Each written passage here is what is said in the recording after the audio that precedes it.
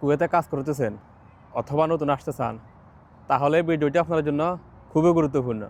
কারণ কুয়েতে এমন কিছু কাজ আছে যেগুলো করলে কোনো ওয়ার্নিং ছাড়াই সরাসরি ডিপোর্ট হতে পারেন, অর্থাৎ সফর হতে পারেন বাংলাদেশে। তাই ভিডিওটি পুরোটা দেখুন। নাম্বার 1, কুয়েতে আকামা এক্সপায়ার ডেট রেখে কাজ করলে ডিপোর্ট হবেন। নাম্বার 2, এক কোম্পানিতে এসে অন্য কোম্পানিতে কাজ করলে ডিপোর্ট হবেন। নাম্বার 3, ফ্রি ভিসা নিয়ে অবৈধভাবে কাজ করলে ডিপোর্ট হয়। এটার অনেকগুলো কারণ আছে। ফ্রি ভিসা অনেকে কুয়েতে আসতেছে, আগেও আসছে, এখনও আসতেছে।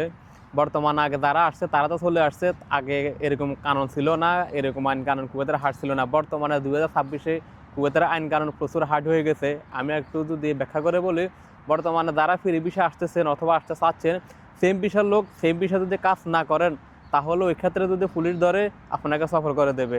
অর্থাৎ আপনি ঘরের ভিসা আসছেন, বাইরে কাজ করবেন, কোম্পানিতে আসছেন বাইরে কাজ করবেন, এরকম বিষয় নিয়ে আসছেন বাইরে কাজ করার উদ্দেশ্যে।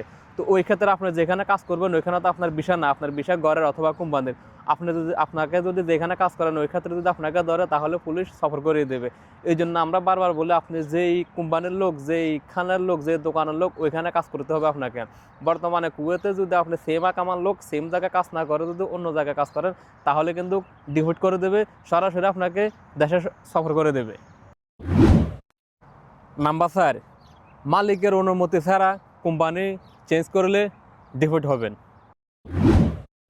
নাম্বার 5, ফাইল ট্রান্সফার ছাড়া অন্য জায়গায় কাজ করলে ডিপোর্ট হবেন।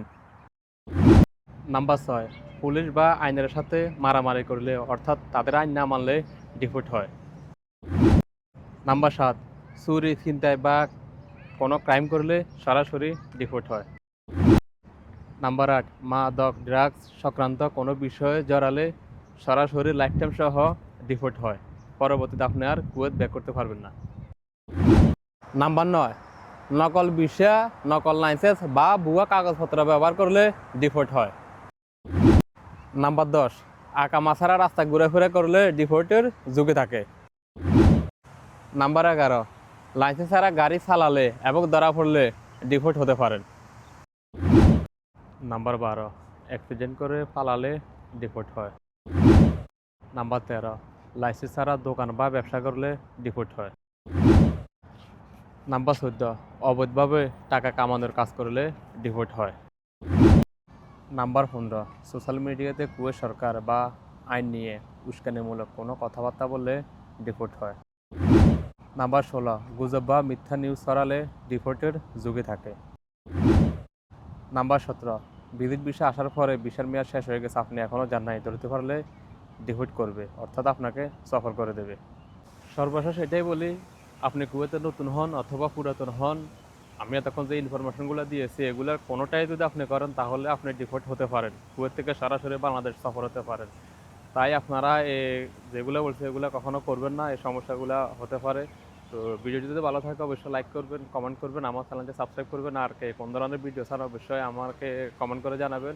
আর কেউ যদি আমাদের সাথে সরাসরি কথা বলতে চান, তাহলে ভিডিও ডিসক্রিপশনে পেজে লিঙ্ক দেওয়া আছে, অবশ্যই মেসেজ করবেন, আমি রিপ্লাই দেওয়ার চেষ্টা করবো। সবাই ভালো থাকবেন, আল্লাহ হাফেজ।